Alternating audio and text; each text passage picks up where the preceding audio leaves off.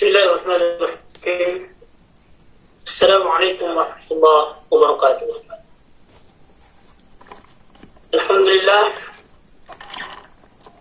Alhamdulillahi rabbil alamin. Wassalatu wassalamu ala asrafil anbiya'i wal mursalin wa ala alihi wa man tabi'ahum bi ihsanin ila yaumiddin, amma ba'd. Alhamdulillah, kembali kita bersyukur kepada Allah Subhanahu wa taala, Tuhan yang Esa, atas segala nikmat dan karunia yang nanti-nantinya dilimpahkan kepada kita semua. Sehingga pada kesempatan yang berbahagia ini kembali kita melanjutkan perkuliahan kita pada pertemuan yang ke-12 dengan tema konsep pembinaan umat. Konsep pembinaan umat.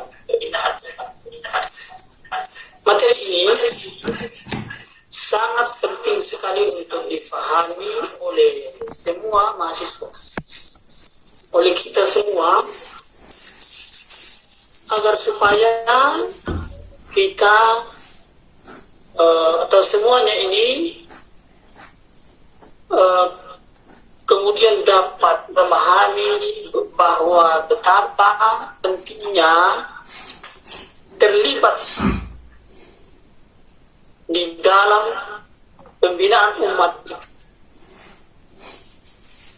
Tentu setelah kita memiliki ilmu pengetahuan tentang bagaimana kita dapat melakukan pembinaan terhadap umat,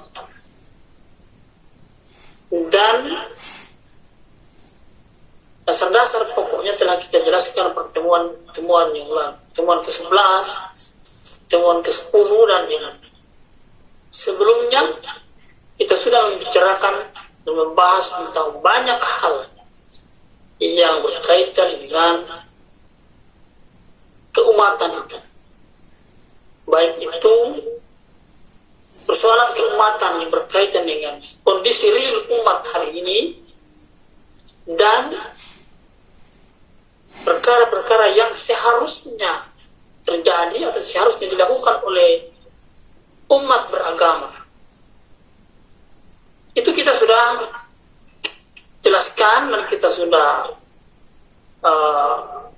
pahami semua, sehingga kita berharap bahwa ini semua kita tinggal mewujudkan pembinaan umat itu, sehingga benar-benar kita dapat melakukannya dengan baik.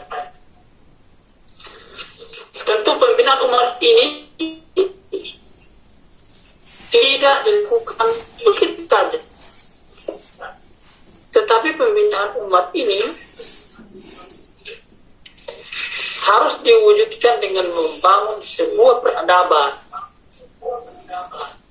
sebuah tatanan, di mana tatanan itu adalah tatanan atau kondisi yang dengannya maka umat ini akan bisa terbangun dengan baik. Umat ini akan bisa terbangun dengan baik. Kita menyebutnya dengan membangun peradaban ilmu terhadap umat. Membangun peradaban ilmu terhadap umat ini. Ini adalah upaya yang dilakukan untuk mewujudkan apa yang sedang dibahas ini, yaitu pembinaan terhadap umat. Pembinaan terhadap umat. Dalam buku Membangun Peradaban dengan Ilmu yang diterbitkan atau terbitan Kalam Syekh Muhammad Naqib Al-Atas, yang merupakan pakar filsafat pendidikan dunia yang berkebangsaan Malaysia, mengatakan bahwa kemunduran masyarakat sekarang ini disebabkan oleh terpinggirkannya ilmu yang kemudian menyebabkan ketiadaan adab. Dalam catatan yang lain oleh para muridnya menyebutkan bahwa kemunduran masyarakat sekarang ini disebabkan karena ketiadaan ilmu yang menyebabkan ketiadaan adab. Ketiadaan ilmu yang kemudian mengakibatkan terjadinya kehilangan adab, yang kemudian dalam bahasa Naqib al-Atas ini menyebutkan dengan the loss of adab. Hilangnya adab terhadap umat ini, hilangnya adab terhadap manusia, yang kemudian dapat kita lihat wujudnya di tengah-tengah masyarakat, bahwa betapa sudah banyak masyarakat yang mengabaikan masalah adab ini, sehingga yang terjadi adalah kehilangan adab atau hilangnya adab di tengah-tengah masyarakat atau di tengah-tengah umat. Nah,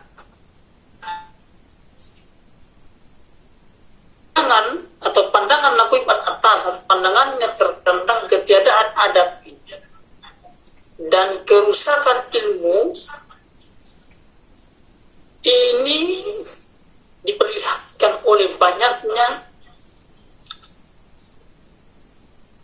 sebuah keadaan atau suatu keadaan yang meresahkan, yang membingungkan manusia, sehingga menyebabkan terjadinya kekeliruan persepsi tentang fenomena, tentang realitas hidup.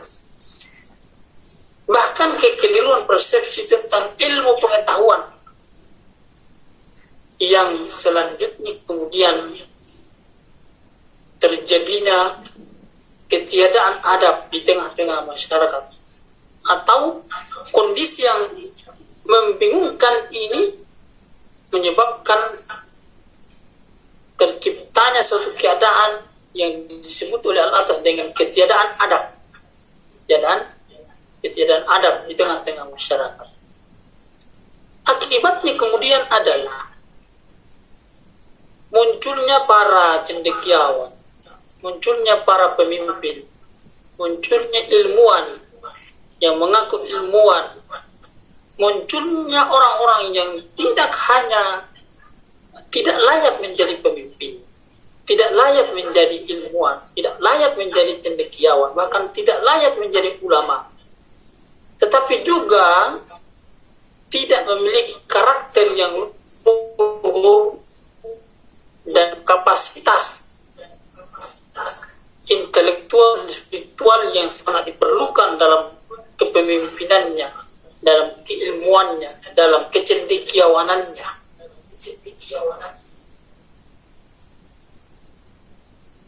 Sehingga kita melihat bahwa gambaran kemunduran masyarakat itu dapat dilihat dalam seluruh persoalan, dalam seluruh aspek kehidupan. Baik itu kehidupan sosial, kehidupan politik, pendidikan, ekonomi, dan seterusnya, semua mengalami kerusakan. Politik yang terjadi adalah politik kotor dan culas. Kondisi ekonomi yang rusak, jatuhnya nilai-nilai perekonomian di tengah-tengah masyarakat, kemudian hukum yang tidak tegak, penegakan hukum yang tidak sesuai dengan prinsip-prinsip dan kaidah-kaidah hukum. Banyak orang yang seharusnya mendapatkan keadilan tetapi tidak mendapatkan keadilan disebabkan karena penegak hukum tidak lagi mengedepankan nilai-nilai keberadaban, kebudayaan yang tidak layak. Masyarakat telah mengadopsi budaya-budaya yang bertentangan nilai-nilai hukum, tentangan dengan peradaban yang mulia, dengan peradaban yang mengangkat derajat manusia, mengadopsi kehidupan barat yang religius, kehidupan orang-orang yang tidak beragama, yang tidak memahami, tidak memikirkan bahwa nanti akan ada pertanggungjawaban dari apa yang dilakukan dalam hidup dan kehidupan sehari-hari ini. Dan berbagai persoalan lain yang berakar pada pangkal dari ketiadaan adat dan kerusakan ilmu tersebut. Karena itu, membina umat itu harus dimulai dengan membangun peradaban ilmu. Pembinaan terhadap umat ini harus dimulai dengan membina masyarakat, membina umat, membina umat beragama, membina masyarakat dengan membangun peradaban ilmu itu sendiri. Bangun peradaban ilmu itu sendiri.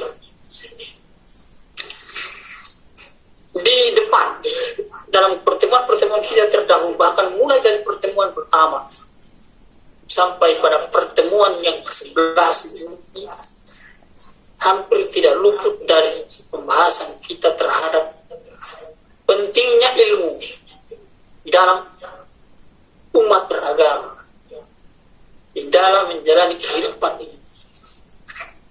Ilmu yang datang dari Allah Subhanahu wa Ta'ala, yang maha mengetahui, yang maha memberikan ilmu-ilmu yang diantar dari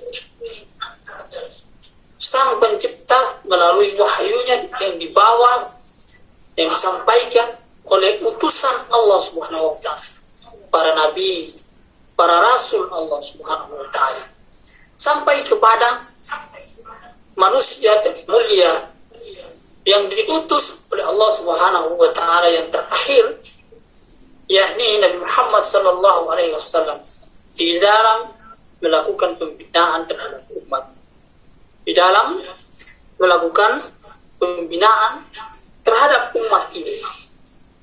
Nah, inilah yang penting yang harus kita pahami dengan sebaik-baiknya, agar supaya kita orang-orang terpelajar, para sarjana kelak nanti kalau sudah selesai kuliah, memahami bahwa betapa ilmu yang kita miliki ini tidak hanya untuk urusan-urusan dunia saja, sebagaimana profesi kita, profesi kesehatan yang secara khusus terperinci ke dalam jurusan kebidanan, farmasi, rekam medis, dokteran, perawatan, kesehatan masyarakat, dan juga jurusan-jurusan yang lain, ekonomi misalnya, manajemen dan seterusnya.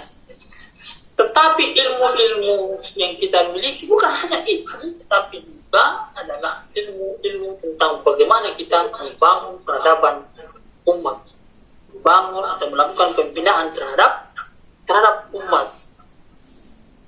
Karena itu mari kita lihat bagaimana manusia utusan Allah yang terakhir, Muhammad sallallahu alaihi wasallam, dalam melakukan pembinaan terhadap umat. Nabi Muhammad sallallahu alaihi wasallam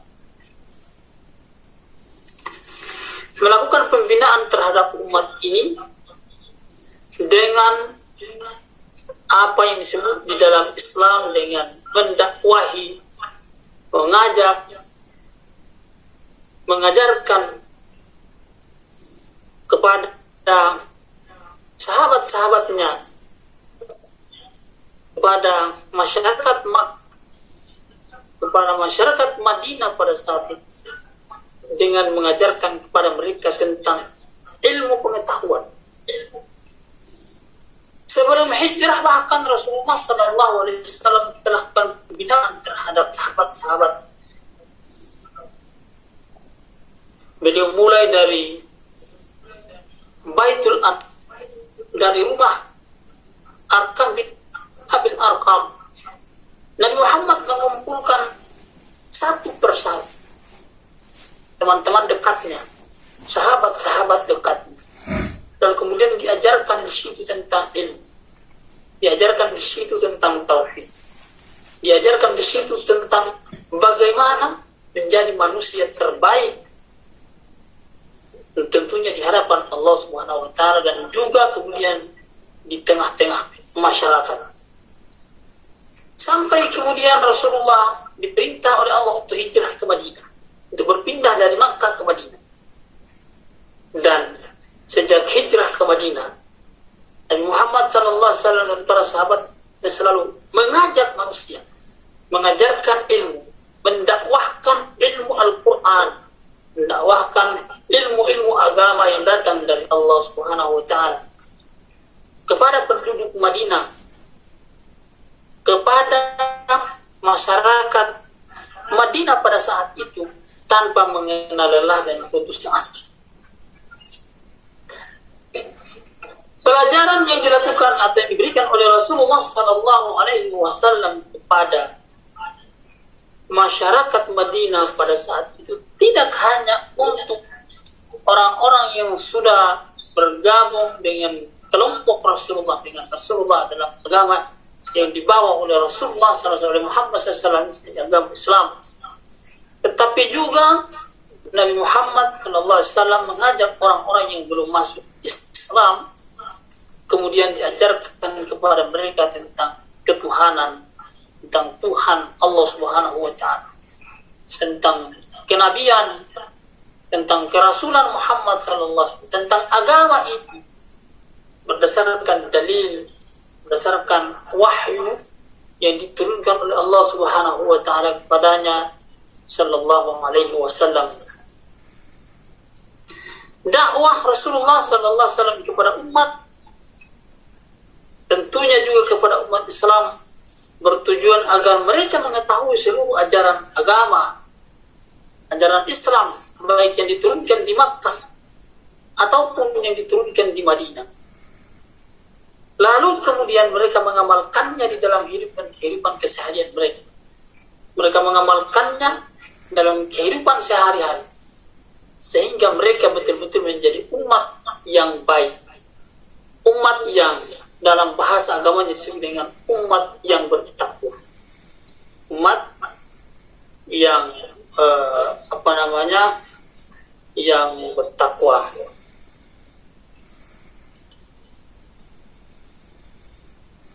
Lalu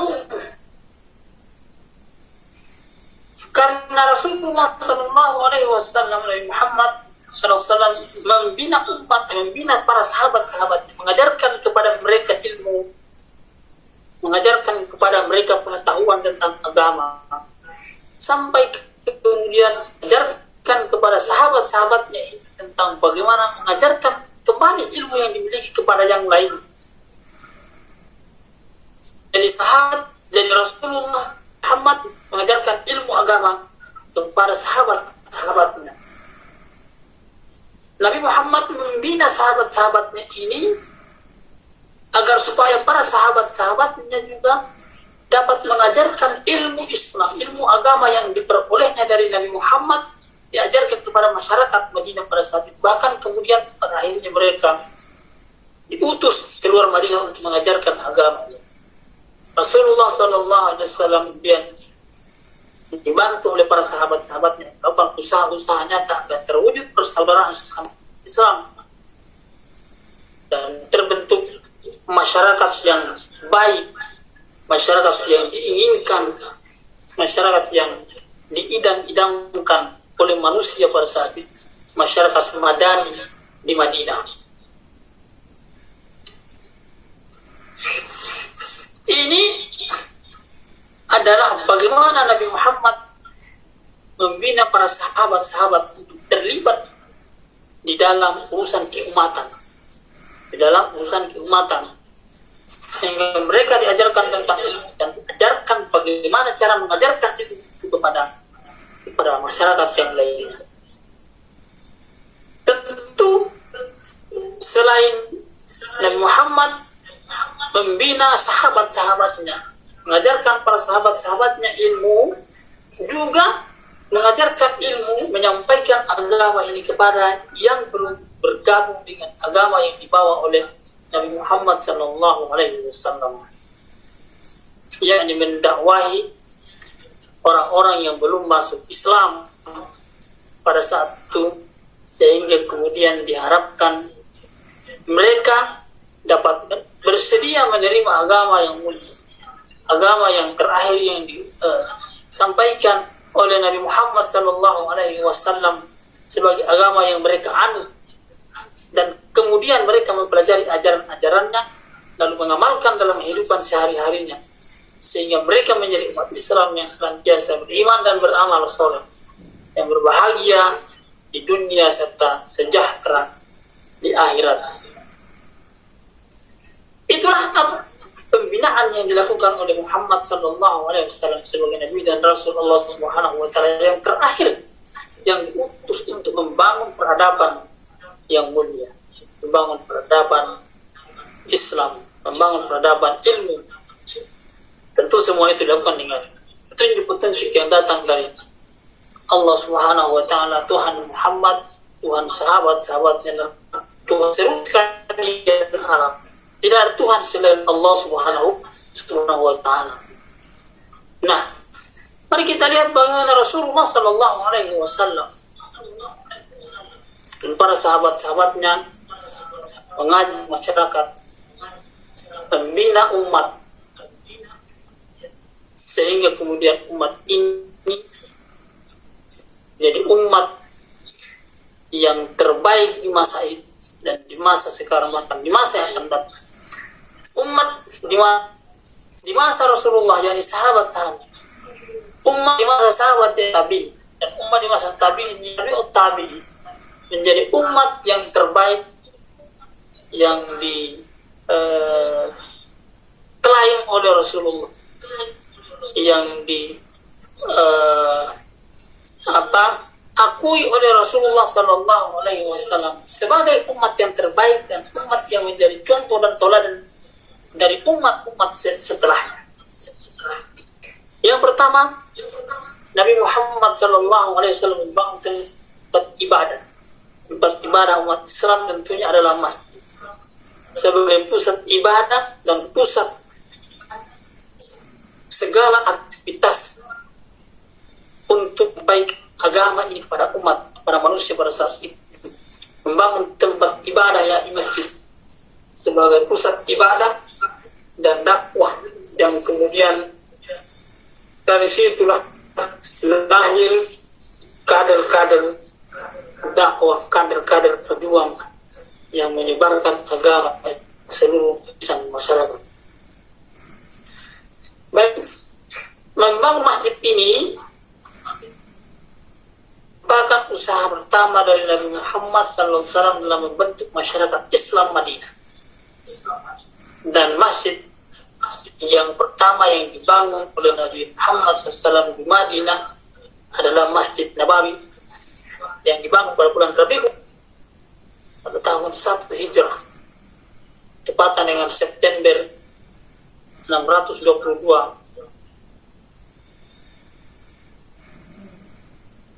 belum Masehi.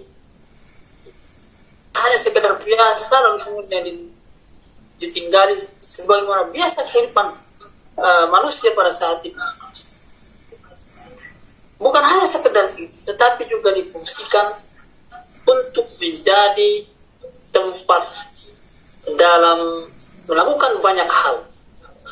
Di antara fungsi masjid di zaman Rasulullah SAW adalah yang pertama sebagai sarana pembinaan umat Islam, khususnya tentunya di bidang akidah, ibadah, bidang akhlak. Tentu juga menjadi tempat sarana ibadah yang menunjukkan sholat berjamaah bersama. Jadi masjid yang dibangun pada saat itu bukan hanya sekedar untuk ditempati sebagai tempat sholat. Sebagaimana kalau kita melihat masjid-masjid pada umumnya di zaman sekarang ini, walaupun tentunya ada juga masjid yang baik, yang terbaik, yang juga melakukan program-program yang baik, tetapi juga masjid yang dibangun oleh Nabi Muhammad pada saat itu adalah digunakan sebagai tempat pembinaan umat. Sebagaimana judul pertemuan kita pada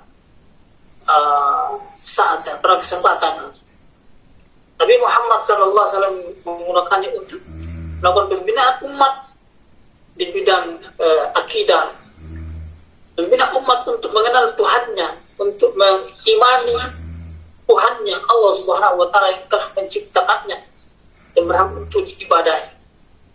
Membina umat bagaimana cara beribadah kepada Allah Subhanahu wa Ta'ala, bagaimana tata cara sembahyang, bagaimana tata cara mendirikan sholat, bagaimana caranya beribadah, berpuasa di bulan Ramadan, bagaimana membayar zakat, bahkan bagaimana melaksanakan ibadah haji dan ibadah-ibadah yang lain.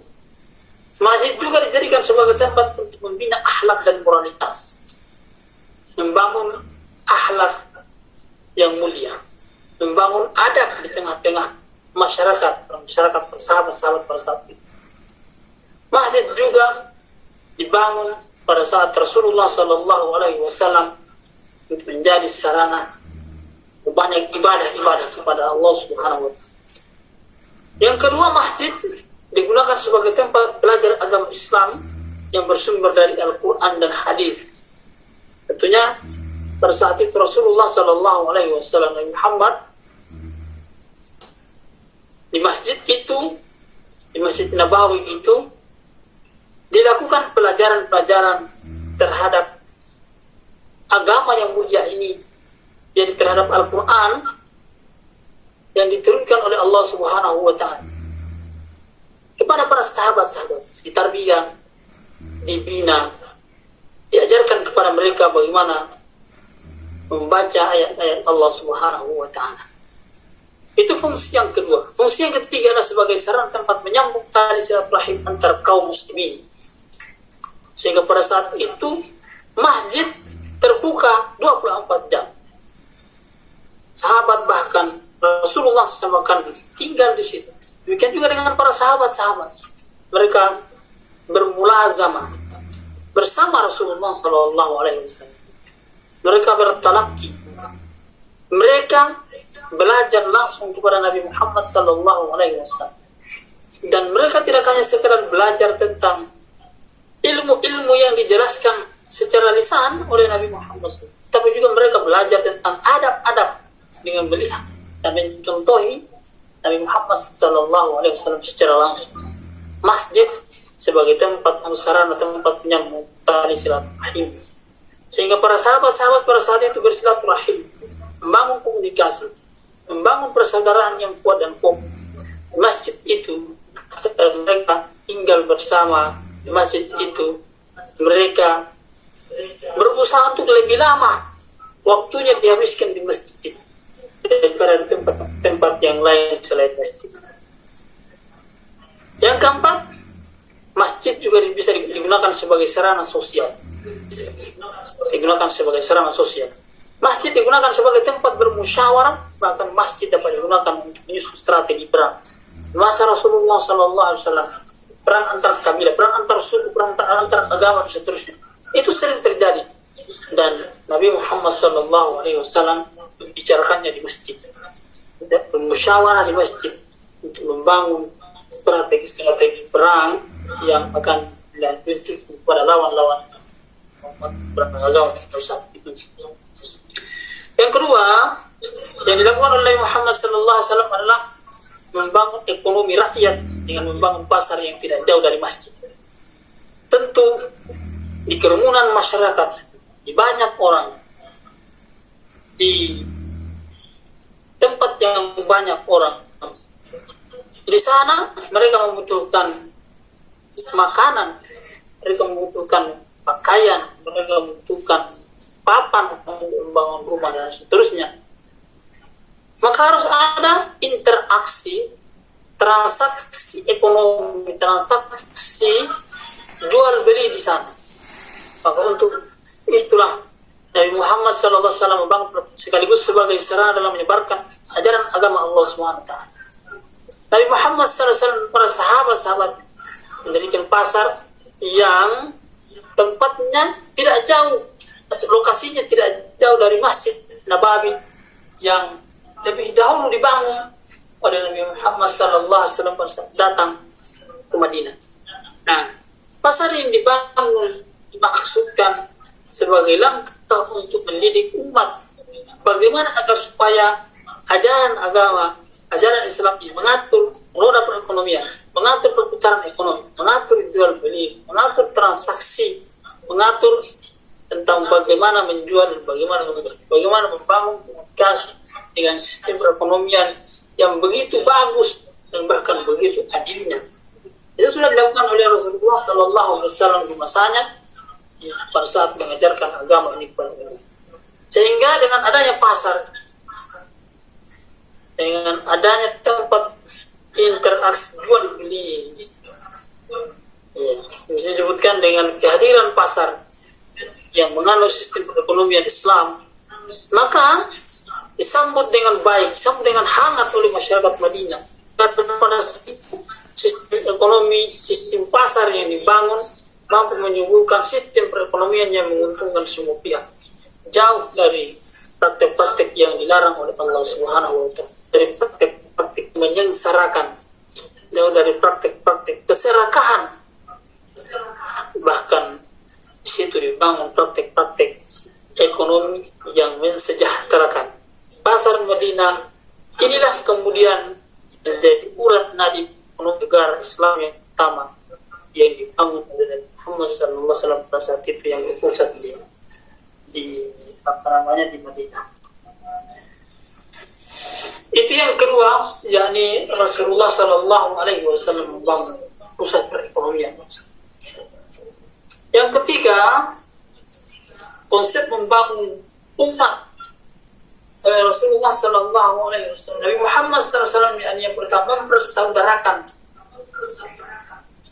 umat manusia, mempersaudarakan orang-orang yang datang ke Madinah, orang-orang yang dari Makkah yang datang ke Madinah, dan orang-orang yang mukim, yang menetap di Madinah, yang tadinya mereka sedikit-sedikit berperang, sedikit-sedikit berselisih, sedikit-sedikit bertengkar, yang kemudian berujung kepada peperangan antar kabilah. Begitu Islam disebutkan oleh Allah SWT, diajarkan oleh Rasulullah SAW. Maka ini yang ketiga yang kita sebutkan dalam membangun peradaban umat ini. Maka Nabi Muhammad SAW mempersaudarakan kaum muhajirin dan kaum ansar. Kaum muhajirin adalah mereka-mereka yang hijrah, datang dari Makkah ke Madinah. Adapun kaum ansar adalah mereka-mereka yang tinggal di Madinah. Mereka adalah orang-orang tempatan, orang-orang mukim atau orang Madinah itu sendiri. Karena itu Nabi Muhammad SAW dalam hijrahnya ke Madinah, beliau alaihissalam mempersaudarakan kaum muhajirin dan kaum ansar. Ini kita sebutkan tadi, kaum muhajirin adalah orang Islam datang dari kota Makkah yang ikut hijrah ke Madinah bersama Rasulullah SAW. Dan kaum ansar adalah kaum yang menerima kedatangan umat Islam dari Makkah ke Madinah. Mereka adalah orang-orang Madinah yang sudah standby, sudah siap menerima kedatangan masyarakat Makkah. Lalu kemudian Nabi Muhammad SAW mempersaudarakan orang-orang muhajirin dan orang ansar, sehingga mereka dapat saling membantu dan mengasihi satu sama lain, saling menyayangi. Mereka bersaudara, saling membantu. Siapa yang siapa yang berlebihan, yang ikhlas berusaha membantu yang berkurang.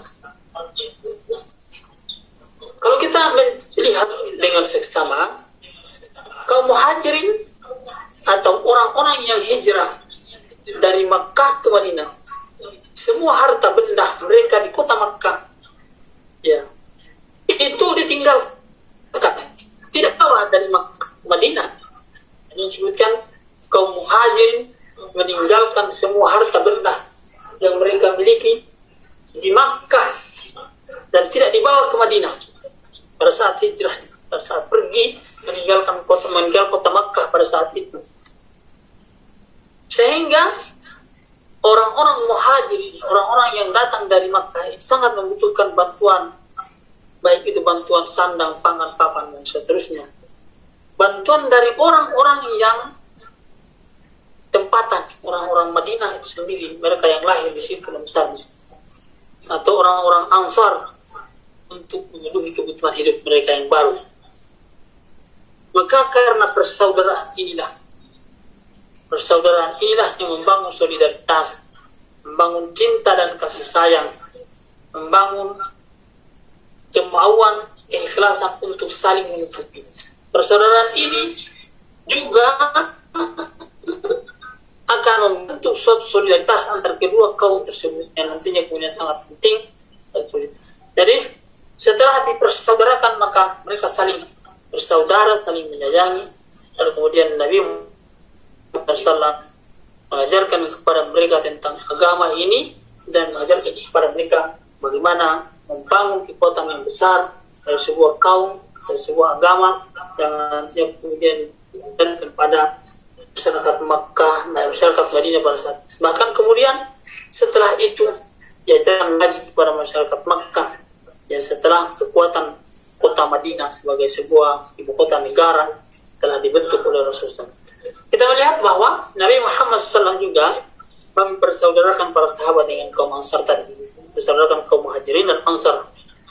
Melihat misalnya di antara kaum Muhajir, orang-orang yang datang dari Makkah ke Madinah, ada Abu Bakar, ada Umar bin Khattab, ada Bilal bin Rabah, ada Amir bin Abdullah, kemudian Abdurrahman bin Auf, Zubair bin Awam, Utsman bin Affan, kemudian ada Talha bin Ubaidillah, Abu Huzaifah bin Utbah, kemudian ada Ammar bin Yasir dan yang lainnya.